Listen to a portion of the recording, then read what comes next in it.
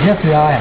Još se ben prdađe jaja. Hvala vam, poštovani gosti, dragi moji sugrađani, hvala vam, dragi rudari, što ste po ovoj kiši došli dati podršku istini, pravdi, Bosni i Hercegovini i Tuzli. Što ste došli dati podršku Nevinom ili Jurišiću. Beogradsko pravosuđe svjesno je osudilo nevinog čovjeka.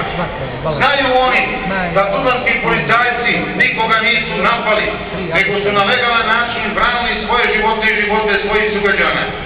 Znaju oni da osnovnu krivicu za napad na Tuzlu i smrt i ranjavanje poginulih i ranjenih s obje strane snose Mile Dulajić i njegovi pretpostavljeni Milan Nedeljković i Ratko Mladić. Baš zato su, kao u aferi Dreyfus, srbijanski generali i sudije odabrali nevinog čovjeka i proglasili ga krivim.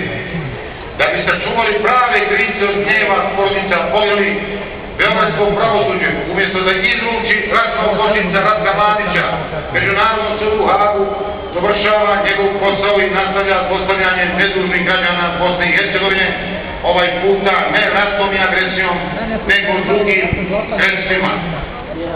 Građani Srbije, kao da su zaboravili da su zločinci koji su ubijali po Bosni i Hercegovini, nakon završetka rata nastavili zlostavljati i ubijati njih, pa ubili su i predsjednika vlade.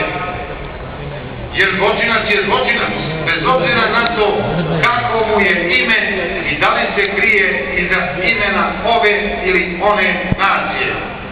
Građani Srbije, kao da još ne znaju da će sudije koje su u stanju svjesno suditi nevinom